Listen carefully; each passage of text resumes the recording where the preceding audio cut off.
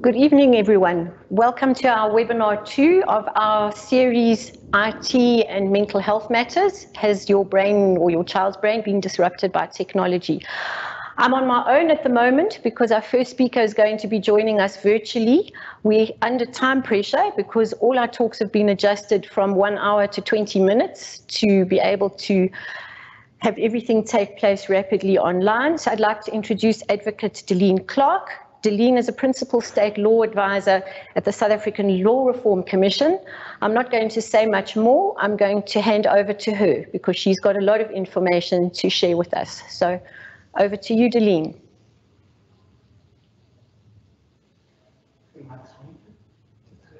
Dellene, your mic is muted. If you could switch it on, please.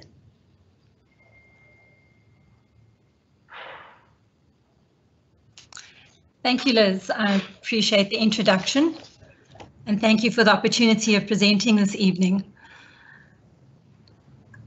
In preparing for this evening, I just realized that I've been involved in the field of family violence and sexual offences for the past 26 years, and it's actually quite a thing to look back at all of this, and really part of the overarching sexual offence investigation at the Law Reform Commission is aimed at codifying all sexual offences into one statute or law. And the investigation into pornography in children is the final part of this larger investigation. So I'm assuming that is why I've been requested to present to you on the effect of pornography on a child, and this is only but one aspect of pornography in children in the bigger investigation on sexual offences at the Law Commission. I think we can move to the next slide, please. I think before I start, I just need to say that it really is a very sad indictment on society that we need to discuss this at all. But it is a responsible thing to do, especially if we're wanting to bring about a change. So I know this is a hard topic, and I'll try not to go into too many of the details of it, and you're welcome to go onto the Law Reform Commission's website to get into the nitty-gritty of the investigation. But just to give you a roadmap of what we'll be looking at, we'll be placing, I'll be attempting to place the conversation into context.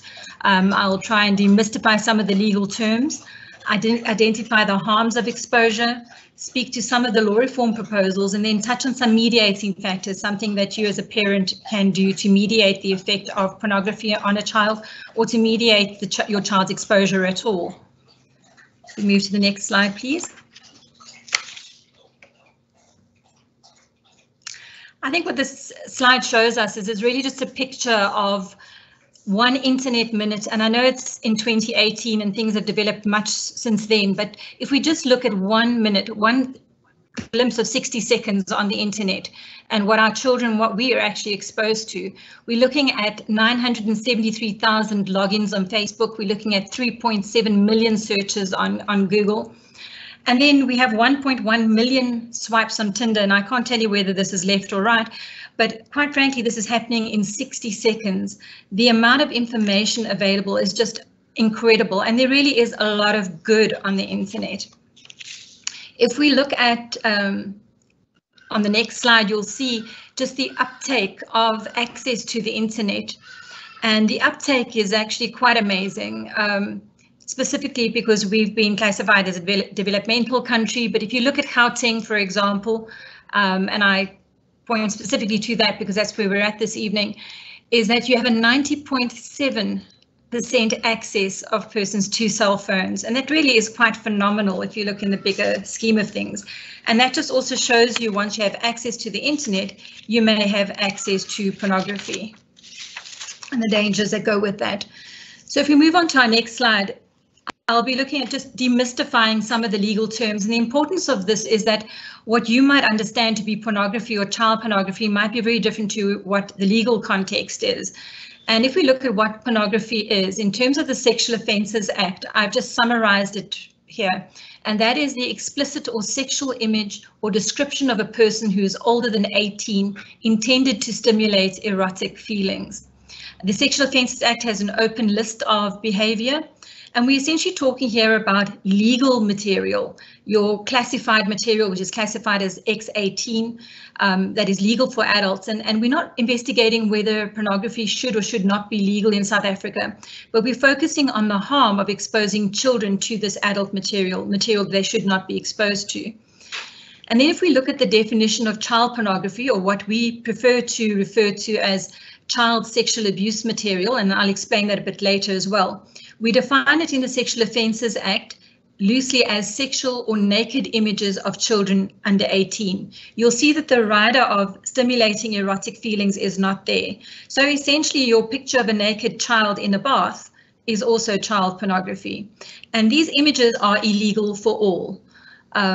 In terms of our current law, creating, possessing and distributing child pornography, whether you're an adult or a child, and exposure of children to pornography is a criminal offence in terms of the Sexual Offences Act and the Film and Publications Act.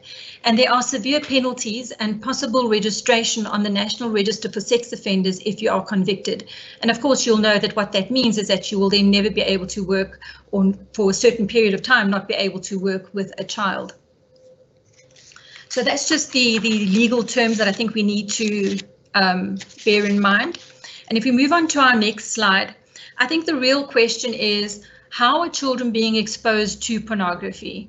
And I think there are more or less 4 categories of exposure that one could look at. And the first is accidental exposure, where children just come across this content. It could be a pop-up, it could be an incorrect domain name that they click on, but they haven't looked for it, it just pops up and they're exposed to this content. And then you have deliberate seeking out, where a child is, that's actually the conduct of the child that takes a child to a space where they're then exposed to pornography. And you have deliberate exposure or contact, where you perhaps have a groomer who's trying to reach out to a child and exposing them to pornography for specific reasons. And then the last category is quite an interesting category, which is come about in recent research in Australia. And that is passive or negligence exposure. And this, unfortunately, is a lot of caregivers and parents who are just passively watching pornography, negligently exposing their children, not really worrying about where the kids are while they are watching their pornography, and leaving their material lying around. And what has happened is there was a spate of young children who were offending against their siblings, and this then brought about this research. So this is really a very worrying aspect in terms of exposure. So I think what we need to know online, though, is 2/3 of pornography online carries absolutely no warnings of adult content. And over 88% of this material is extremely graphic, cruel, violent and degrading. What we're talking about is single frame images, we're talking about videos, and we're talking about live webcam, where a child could also engage in instructing people to do certain things. So if we look at research both locally, and a lot of research has been done through the UNISA project, you have local and international research which shows that exposure to pornography and child pornography is harmful to children. And I want to just touch on a couple of the aspects, because you'll have people say, you know, my kids can cope with this, there's no issue. But in terms of research, and as I say, it's not only in South Africa, but international, it can distort or confuse ideas around a child's own sexuality. This is for boys and girls. Boys don't know what's expected of them. They're not able to or can't visualize themselves doing what they're seeing online. Some girls in a local school who've been interviewed have said that they never want to engage in heterosexual sexuality at all after seeing what men do to women. So this really confuses and distorts issues. It also normalizes physical, verbal and sexual violence. You develop sexually dysfunctional attitudes. A young boy who'd been exposed to pornography was seen wearing a t-shirt, eat, sleep, rape, repeat. It opens up the whole issue of rape myths, where boys think that when a girl says no, they should, when they say yes, it actually means, you know, when they say no, it's yes, and, you know, all those things that go around that, and girls who then feel that they need to accept violent sexual engagements.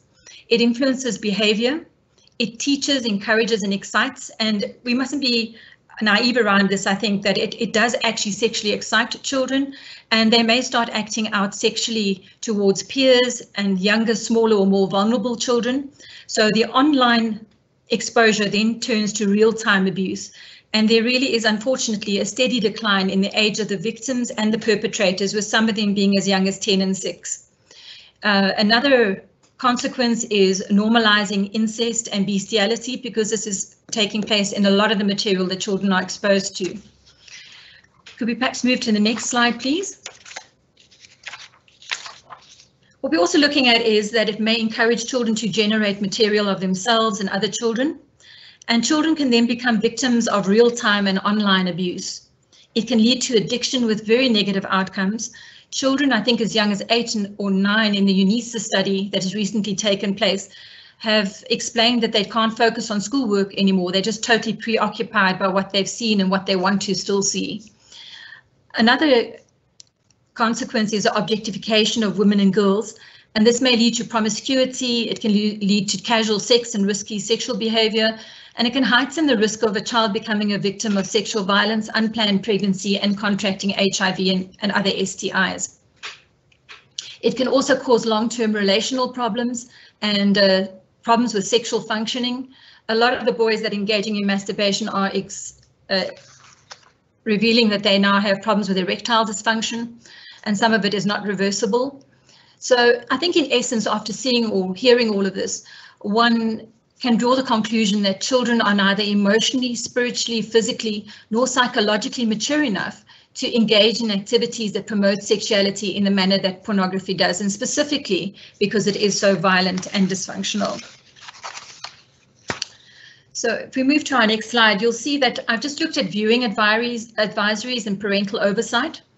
The Film and Publication Board classifies films and publications, and instead of just thinking of them as being a nanny and trying to force us to do things that we don't want to, their aim is really to provide advice to enable adults to make informed viewing and reading and gaming choices, both for themselves and for children in their care, and to protect children from exposure to disturbing and harmful materials and from premature exposure to adult experiences. I really want to highlight gaming because we found quite a uptake in pornography through the field of gaming.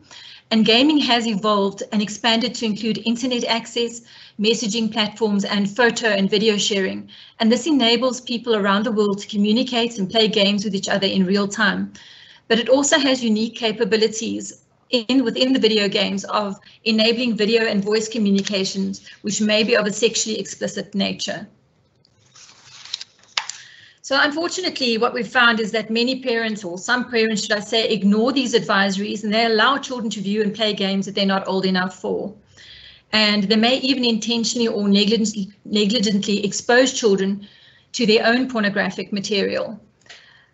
And this is even while they may think that children are not disturbed by the content on the outside, it may have very long-term harmful consequences. And for this reason, the Law Reform Commission was asked to investigate the exposure to pornography and child pornography on a child, and to come and to see whether we need to have law reform in this regard. I must say up front that our law as it is has been heralded internationally as best practice, but there is definitely room for improvement. So if we move to our next slide, you'll see that the Law Reform Commission has had the law under consideration, and we've looked at legislative and non-legislative recommendations. What we found is that pop-up links to pornography on the internet are not accidental. They're aimed at luring viewers and causing addiction, and it's really about the money. It's the same as alcohol or tobacco. The content providers and online companies need to take responsibility. For so long, we've told that they can't do anything, but they actually can, and it is around the financial cost. So the proposal from the Law Reform Commission side is to criminalize pop-ups, including misleading domain names, and then enticement to view or make child sexual abuse material or pornography available to children. So really making online companies accountable for what they have and make available to children. And then we are proposing to extend the same provisions for people who have mental disabilities, because they're also a vulnerable category. The next recommendation for this aspect of the investigation is the proposal that internet service providers and mobile phone operators must provide a clean feed internet. This is adult content filtering as the default position, which means that if you buy a mobile phone or mobile device, you will not be able to access pornography from the get-go. The opt-in or opt-out would be that if you can prove your age of majority, that you'd be able to opt out of the system and then obviously access your pornography. We've made various related crimes, including the unblocking without valid identification. So if you are unblocking someone and you don't have their identification, that would be a crime too. And then I know it's a little bit tricky around this, but we are proposing liability for parents who expose or give children access to pornography, because this is an international trend which we believe needs to be addressed in South Africa too. We can move to our next slide, please. And then on the non-legislative recommendations, we are looking at safety initiatives and messages which we believe should be messages which we believe should be in all official languages. Currently, it's only in English, and this is just not accessible to a person. If they see SNL, for example, on the television screen and it's not your home language, or you may not be literate, it actually means nothing. So we're wanting it in all official languages and also available perhaps in pictograms so people know what is being shown. And then for the Film and Publication Board and ICASA, we're recommending that they reconsider the manner and accessibility in which adult movies and advertisements are broadcast. They're currently using watershed hours, for example, after 8:30 as a yardstick for protection, and this really isn't working anymore. We're able to record movies, movies are flighted at different times, and children are accessing pornography in this way, or adult content in this way. But what we've come across is that we really do need multi-sectoral and an integrated approach. So we're looking at caregivers and parental involvement and industry support and awareness and education together, and not only the responsibility placed on the caregiver or the parent. We're also recommending that the UK rapid evidence assessment be mirrored in South Africa. And this would mean that the Department of Basic Education and the Department of Communications and Digital Technology should start understanding and delivering body positive, effective relationship and sex education together with safe use of the internet. This means that instead of focusing on sex education, they're focusing on developing healthy and positive and respectful relationships first. And this brings us to the mediating factors. And some of the mediating factors I'd just like to put on the table this evening is that parents or caregivers should teach respect for advisories and monitor and enforce access to classified material. They're there for a reason. They should also engage online safety. Blocking and privacy features have mitigated potential risks for nearly half of the children in a study done by the Centre for Justice and Crime Prevention. Parents and caregivers should provide guidance on responsible sexual behavior in their own homes first, and they should inculcate a strong appreciation of human and child rights during childhood and youth. And also a very good skill to have would be a good decision-making skills. And these are things that are taught within the home. So a child knows what they should and shouldn't do when they're not at home. And then in terms of the Department of Basic Education and content providers, we're recommending effective awareness and education on ICT and on social media, because even though you give a clean feed, for example, on the internet, this doesn't cover peer-to-peer exchange of images either. So what should you do after exposure? Because many kids have been exposed, many kids are showing various signs of trauma after exposure, and there might be even addiction. What we found is that therapy or counseling for children exposed to pornography and who have become addicted or affected by pornography should always be considered, and may be a useful tool in arresting the cycle of abuse and addiction. And this includes a child who has acted out against a younger child. But we also have been, it's been recommended to us that this should not be compulsory for the victims of abuse. If they feel forced to engage, it may not benefit them.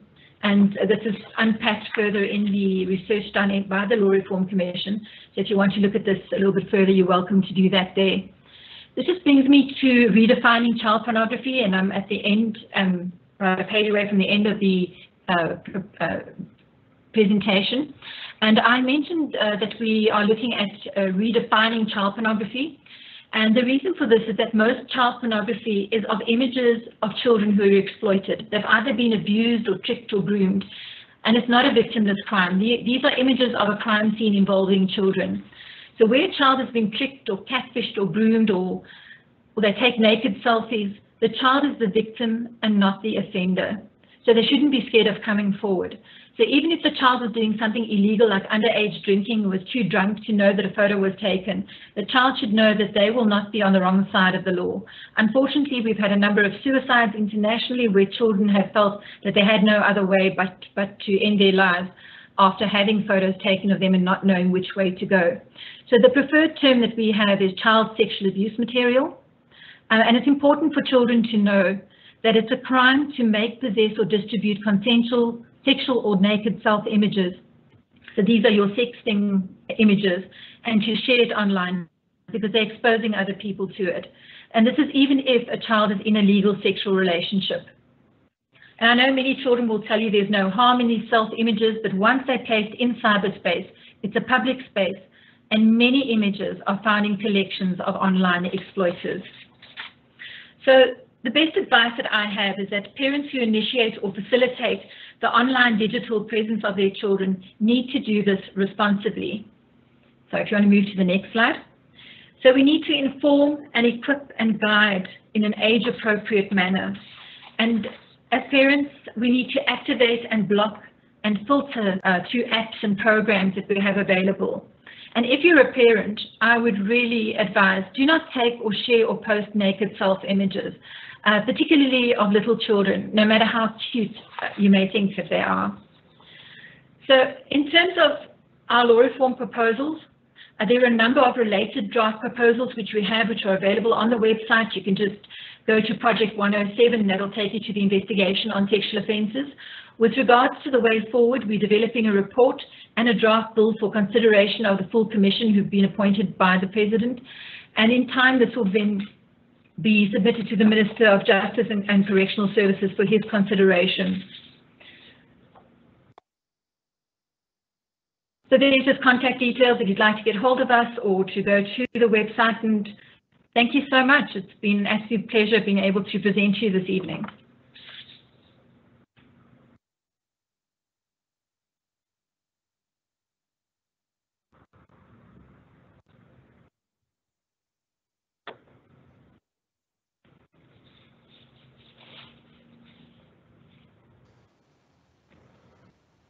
Thank you very much, Dellene, for a very informative presentation.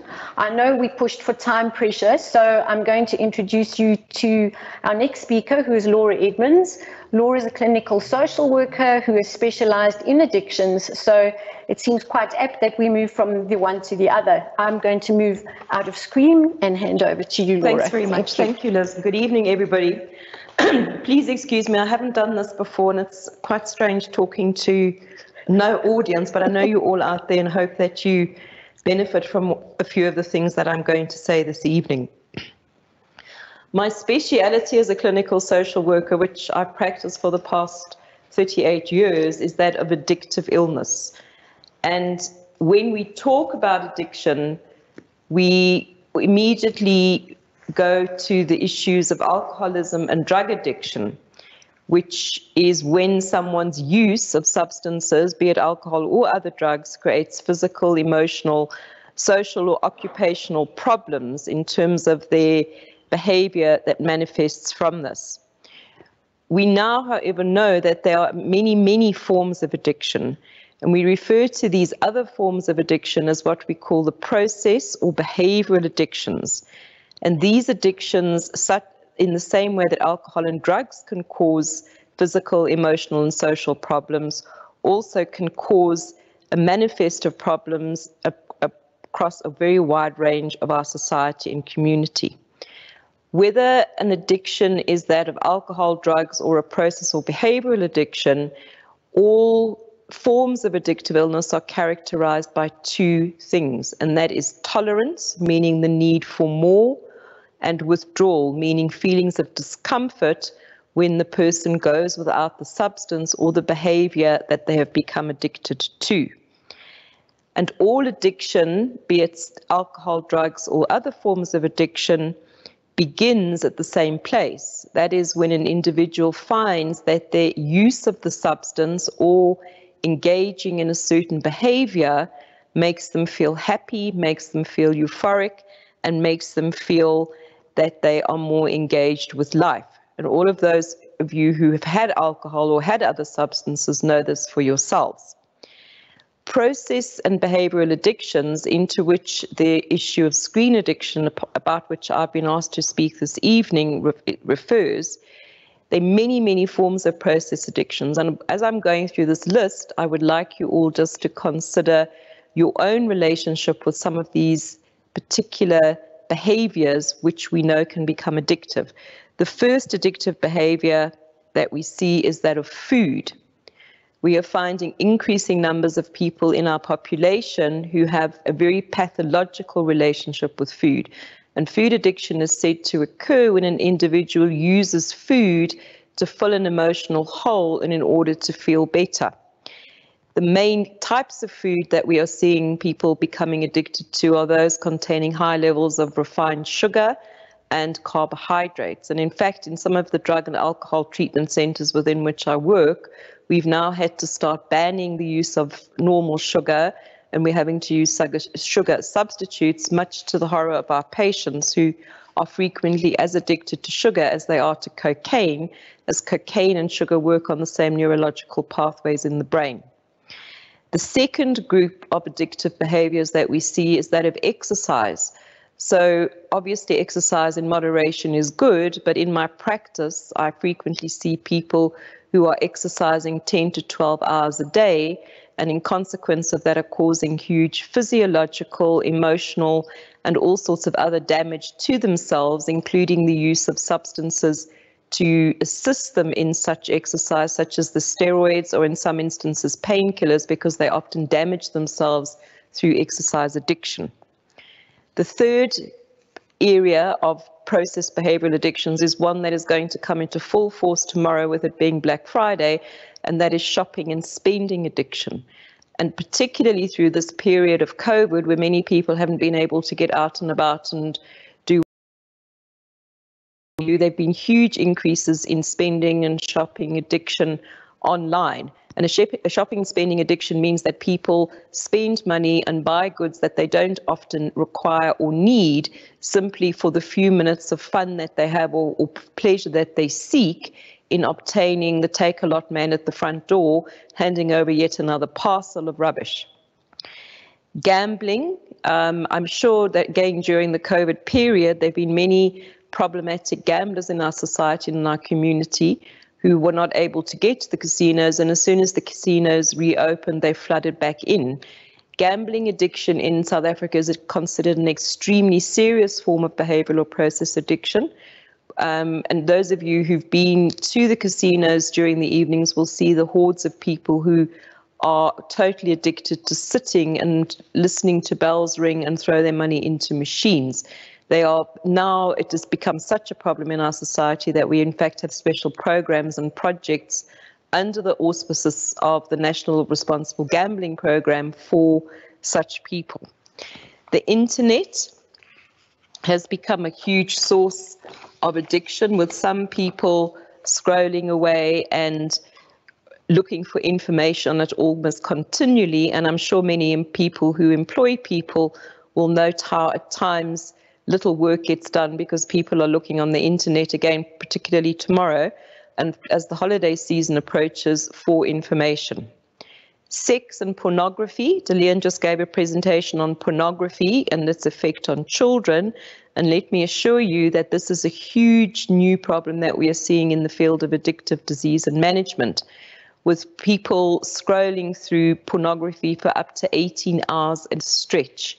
It's causing huge complications in many people's marriages. It's causing huge complications physiologically, particularly in male participants, and it's causing all sorts of damage right across all sorts and strata of society. And it's probably, in addition, behind the alcohol and drug dependent patients and addicts that I deal with, it's probably the third most common addiction that we are seeing at the moment.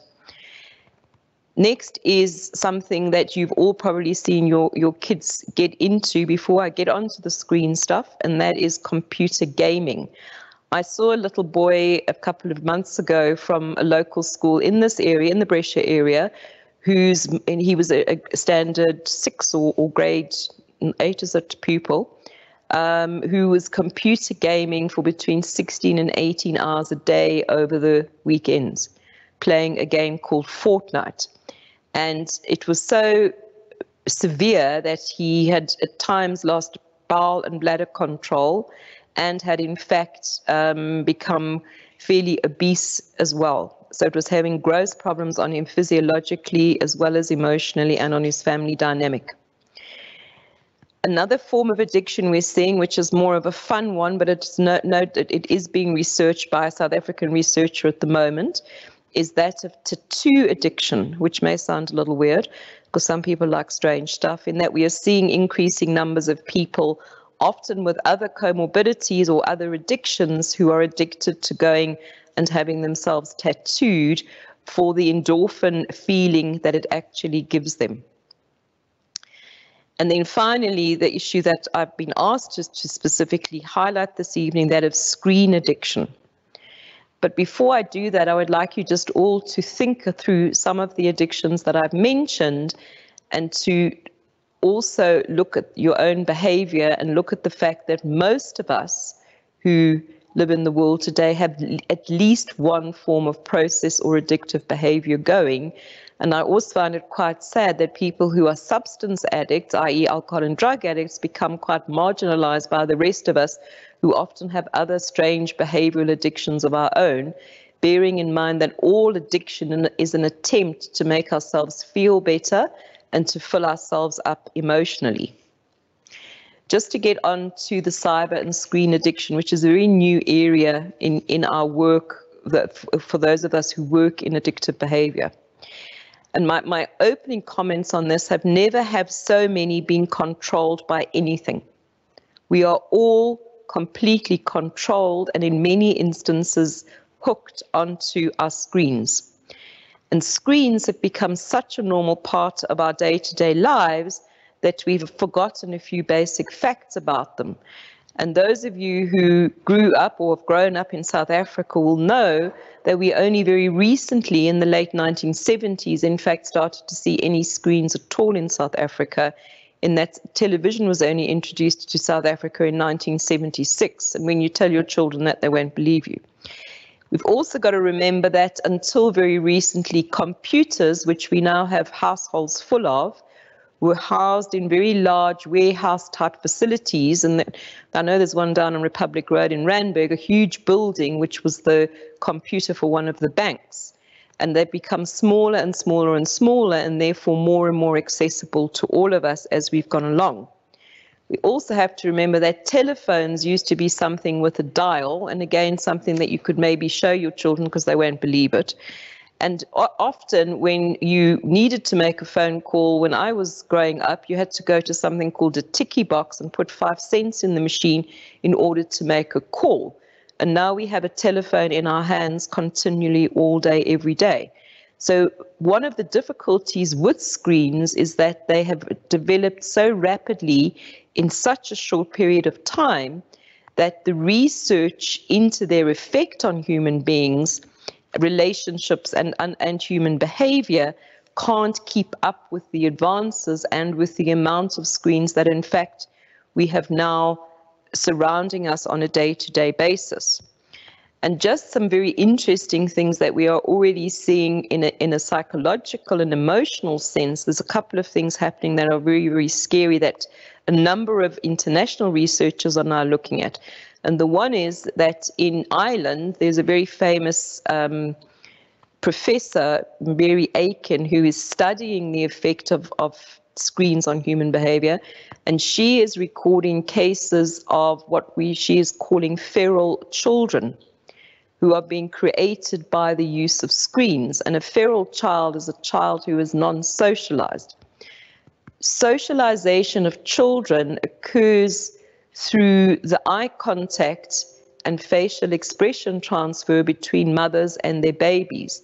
And Mary Aiken is now beginning to see examples of young babies who are not socialized, growing into very, very disturbed children and toddlers, or toddlers and children, because while their mothers are nursing them and should be looking at their baby, smiling at their baby and interacting with their baby, they're in fact not looking at their baby, they're looking at their screen.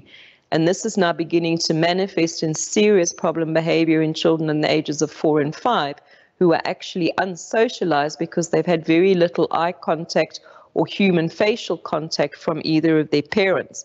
And all you have to do when you're walking around, when we can get out and about again, is look at how many women are carrying young children and in fact aren't engaging with their children but are looking at their screen. We are also, in consequence of screens, now beginning to see problems with a lot of obesity and children in particular not moving around, as well as adults not moving around. Relationship breakdowns, many of the cases that I see where there has been dissension in a marriage are because of screen use, screen overuse, and the fact that couples no longer communicate with each other. They communicate often via a screen. And again, if you're out at a restaurant, all you have to do is look at the couples sitting around you and see how many of them are actually on their phones or texting or WhatsApping or whatever it is and not communicating or talking to each other. We're also beginning to see decreasing levels of literacy and the inability in children to read and write correctly because they're no longer really needing to learn those skills. Unfortunately, because of how rapidly screens have advanced and us not being able to have any level of control over them, we now are estimating that over 50% of children under the age of 8 have their own cell phone or their own screen of some sort, and that adolescents, on average, are spending up 7.5 hours per day engaging with their cell phones, and that's a whole working day. So I want you to look at those figures and just consider that that is highly problematic because that means they're staring at a screen for as long as they should be staring at a school book. So what constitutes a problem in a child? It's very, very important to think about these as being the symptoms of addiction to screens, and I'm going to link these to addiction to substances, which is my speciality. First up is that the screen is turned on as soon as the child or young person wakes, i.e. the first thing they do is they look at the phone. And I suppose this is the same as we laugh at alcoholics when they have a drink in the morning in order to steady themselves before they continue with their day. So in your adolescence, often they're looking at their screen to see what they've missed overnight to steady themselves for their day. The second symptom we are seeing is that of temper tantrums and overreaction when it's time to turn it off, or it's taken away from them, which often it is as a form of consequence for negative behavior. And it's important that this is very similar to when you tell a drug addict that the party's over for the night and they've got to go home. They often will throw some kind of distress signals because they haven't quite finished using their substances on that particular day. Third symptom is that your adolescent or your young person is always talking about what they've seen on their phone or screen, or what game they have been playing, or what so-and-so said in their latest WhatsApp chat. So they're not actually talking about real stuff, they're actually talking about information that they've obtained and they are now regurgitating. Fourth symptom, and again, is very much the sneakiness of looking at screens when they should be doing other things. So sneaking a quick look, or sneaking the phone away from wherever it is supposed to be secreted overnight, i.e. in your room, etc., etc. The same as an alcoholic or a drug addict will often sneak another joint or another line of cocaine. Often kids, young people start sneaking a time with their phone because they know that they shouldn't be on it at certain times of the day. I hope if your rules in your household are correct. Lying about the amount of time they're spending online. Often they will lie and minimize, that's the normal thing, and say it was only for a few minutes or I was only on for a very short period. Only looking happy or animated when they are in fact looking at a screen or are engaging with a screen. looking miserable when that screen is taken away, using the screen at the end of the day to make themselves better, neglect of self. I've seen some horrible neglect cases where people don't self-care any longer because they're too busy on their screen, constantly nagging for more screen time, and using their screen to the point that it is affecting family activities and time together. So those are very similar symptoms, as you will appreciate, to substance abuse disorders, which we all say shock horror. I'm now saying shock horror when it comes to screen addiction. In terms of managing this, there's one thing that I think you all need to do, and that is cut down on your own screen usage. Children learn from us, small children mimic us, and you cannot get a grip on a screen-addicted teen if you constantly have got your own phone in your hand and you're constantly being distracted by it or making reference to it. And I think that that is the primary issue that you need to consider. You also need to, as a family, have set rules as to screen time, using time, etc., etc. You need to have control mechanisms in terms of your Wi-Fi timers, switches, data caps, etc., etc. Okay. But if your child is unable to be taken away or monitored away from a screen and begins to show any symptoms, anxiety, depression, distress if removed from screens, cutting themselves, problematic eating, etc., etc., i.e. all the things we worry about in terms of adolescence, it may be that their addiction has already begun to become overwhelming to them on an emotional basis, and they may need professional assessment and professional assistance. Many thanks for your time, and now you can all go and turn your phones off. And have a good evening. Thank you.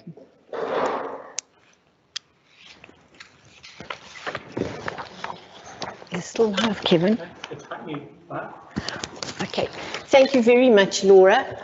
I'm sorry this is so rushed. I can hear both presenters actually had a lot of information to get through tonight, so we could probably have had them each here for an hour on their own. But I'd like to introduce you to our next speaker, who is the last one for the evening, Dr. Shaheda Omar, who is the director of the Teddy Bear Clinic. Please allow us just 30 seconds, however, because we're doing a swap of technology. She's going to be joining us through a slightly different app, and that's in the middle of taking place, I believe. So we're just waiting for Dr. Omar. Thank you.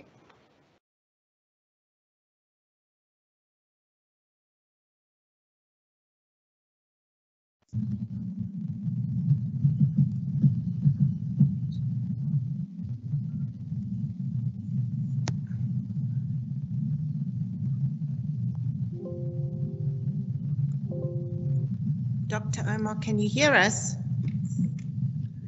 I can hear you now. Can you hear me? Yes, we can hear you loud and clear. Will you just tell me when to change the slides of your presentation? Are you ready for me? Yes, we're ready for you. Okay, can I start? Yes, you may. Good evening to everybody. Sorry, this has been quite a challenging evening. I think I believe when people say born before technology, unfortunately, we're talking about technology and we're faced with other challenges of technology. However, just thank you to all the people that are attending, and of course to Brescia House for organizing this. My focus is going to be on the nature of the online predator and how to protect our children, of course, because our children are the most marginalized and vulnerable groups, and we're seeing a lot of negative mental health conditions and psychosocial ills as a result of that. So I'm going to be focusing on some facts, the negative effects, the increase in cases, characteristics of sexual predators, and some of the risks and what parents can do with regards to taking care and support and assisting their children in managing online communication. So we know that the internet has unfortunately made it, or fortunately made it very easy, I said unfortunately, for sexual predators to gain access to the lives of children, be it on social media platforms or any chat tools, regarding your multiplayer video games. Predators are waiting and are opportunistically available on every corner of the internet. And children are making more and more virtual connections, unknowing or unbeknown to them. And of course, what we are seeing, crimes of sextortion and online abuse increasing regularly. And we see also that in many instances, children are being coerced, influenced, first starting over the grooming, which our Advocate Dellene Clark spoke about groomers and how they influence and obviously take charge of children's lives. So we know that social media sites are most common activities of children's fun time, recreation, learning, etc. They're consumed with social media. And this is why it is important that parents become more aware of the nature of the social media sites, given that not all social media sites are healthy environments for children and adolescents. And I think what we are also seeing, some of the effects or the ills of it is the Facebook depression and of course exposure to inappropriate content, and a lot what we see or the responses we're eliciting from schools and learners is the cyberbullying, where many children are falling prey to that as well. Now, I'm not going to go into how much time a child spends or a young person spends, but we can see from the facts that 8 hours, a young person sleeps 8 hours, but actually spends 10 hours with self, family and friends and 4 with mass media. So, I mean, this is a huge amount of time. And of course, how does it affect the brain? By typing, we find that only one side of the brain is tapped into, whereas writing enhances creativity and both sides of the brains are tapped into. What we need to understand is that our world has become a gossipy global village when everybody knows everybody's business. Things go viral in seconds. Things our people exploded and imploded with images that would previously have taken a long time to transfer. And today we find that our teenagers are spending more than 10, they log into the social media sites more than 10 times a day. So I think these are things that we find with your teens, your tweens, your adolescents, and all of children in your primary and your senior school institutions.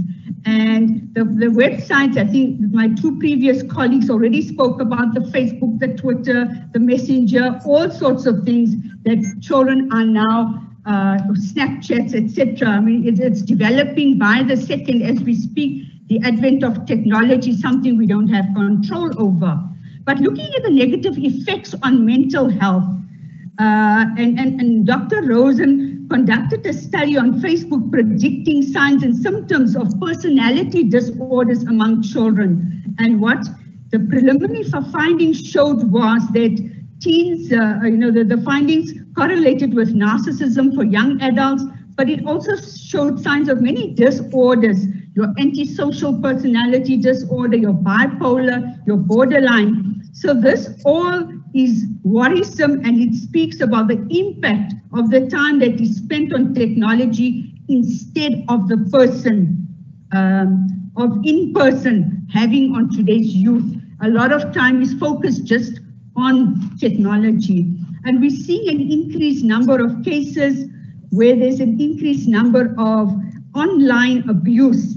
We find that on average, I want to just speak to, by the time a parent actually speaks to a child, by the time they've reached the ages of 11 to 14, 94% of those children have already accessed pornography. And that is why we urge and we humbly request and appeal to all parents to actually speak to their children before they even reach that age. We can see that online sexual exploitation can include anyone and everyone. Nobody is free or exempted from that scourge, and everybody is vulnerable. The moment they're online, they are putting themselves on the line to be exploited if they are not careful and do not watch the telltale signs. We often find, so what are those? How do predators actually introduce themselves or reach out to victims?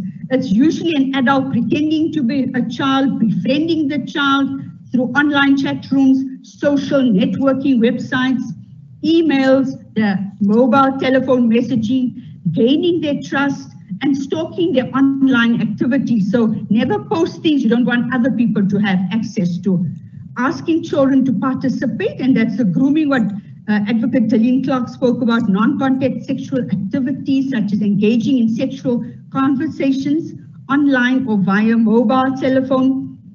Asking children to take and share indecent images of themselves online or through a mobile telephone. And of course, it's firstly, they form this relationship of so-called misused trust, and they prey on children who are more needy and would show a lot of interest and obviously focus a lot of attention. So the child feels very special and actually overcome with joy and would succumb to these kind of influences and requests after the barriers are broken. And I think these are things that we need to also be aware of, that often the groomer or the person online, the online predator, will ask children a lot of information. So be careful when information is being given. Do you actually know who that information is being given to? How do you know? How can you guarantee and be certain that that information is secure, it's safe, and that the person you are reaching out to on the other line is actually the person he or she professes to be? And you would find that these online predators would, over a period of time, once they formed a relationship, arrange to meet a child in purpose. Obviously, what is the ultimate goal of abusing the child? So if we look at the characteristics of sexual predators, I think it's important to understand that we cannot pigeonhole these offenders, but various studies show that these people who commit sexual offenses against children online have certain characteristics. They have a basic educational background, they involved in romantic relationships much more compared to offline predators, and did not, usually do not have any emotional identification with children. So what we need to be aware of is that ACPAC International identified some alarming trends, that the nature of the abuse is more severe for your younger victims. These are your younger children, your senior primary, your junior high school children, and they are at greater risk. And what we found, that 65% of these anonymous victims were girls, and 92% of the perpetrators were identified as males. Now, looking at the mechanism of online solicitation, I think we need to be aware that online predators strike up conversations with as many children as possible. Most abusers, as I said previously, will rely on trust and then, charm and try and hoodwink the children. They would share false stories and identify with the pain of their victims and validate all their worries and concerns. So duping the children, and obviously later on they would even resort to blackmail and threatening, coercion and intimidation. So, once they've secured private meetings, once they've extracted images, the sexting, the sextorting would then begin. So I think these are things that we have to be very careful of. And I think the previous speaker spoke about the digital platform, and that if it's not dealt with correctly, securely, safely, that obviously children are placing themselves at risk. And I think this is something that we also need to be aware of. I think these pictures also speak about, I didn't want to, but my boyfriend asked me to. He said to be his friend. So the kind of lines that they punch and they reach out to obviously is quite hooking and is quite emotionally alluring the victim. Tonight, the other picture of the young boy. Tonight, Gary's taking me to another party. So the boy thinks he's going to have a great time. He's actually been selected. He's getting preferential treatment. And I think these are things that we have to be aware of. I'm not going into why law enforcement agencies are struggling, because we know all online offenses involving children are extremely immediate attention. Parents need to know about the types of people their children may encounter on the internet. So what can parents do to protect their children from online sexual predators? I think these are preemptive steps that have been suggested by other parents themselves. Of course, we all know, and it has been said earlier, about setting clear rules regarding the people your child is allowed to interact with online. Spend time exploring the games, apps, and social media platforms your child uses. Learn more about the safety features these platforms provide, and also identify potential risks. Inform your children in non-confrontational conversations. And I think I often say to parents, first breathe, take a few deep breaths, because it automatically relaxes the brain. There's empirical evidence. And say that I'm finding it hard, but I need to talk to you about. Thank you very much. Thank you very much for the presentation. I know we pushed for time pressure, so I'm going to. Sorry, Dr. Omar. We don't know what that was. Hold on a minute. You can carry on. Sorry, there is about 5 minutes left. Laura Edmund. Laura is a clinical social worker who is specialized in addictions. So, Dr. Omar, I think your computer carried on playing the presentation.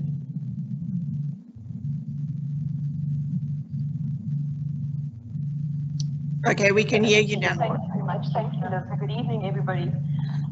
Please excuse me, I haven't done this before, and it's quite strange talking to no audience, but I know you're all out there and hope that you benefit from a few of the things that I'm going to say this evening. My speciality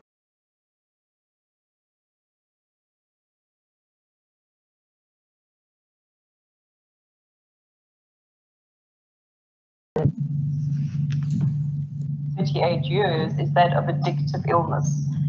And when we talk about addiction, Good evening, everyone. I'm sorry about this, but we seem to have had a technical glitch. Dr. Omar has disappeared into cyberspace, and it sounds as though Laura Edmonds' recording started replaying all over again. So I know we're about 2 minutes away from the end of our scheduled hour, but it looks like we actually may be ending off now anyway. So the session has been recorded. For those of you who found it useful, we will be sending the links out for webinar 1 and webinar 2. Please feel free to share them with other people. We're hoping that this information reaches a lot of people and is of some value. Thank you very much for joining us, and good night, everyone. We call the process or behavioral addictions. Hello. And these addictions, in the same way that alcohol and drugs can cause physical, emotional, and social problems, also can cause a manifest of problems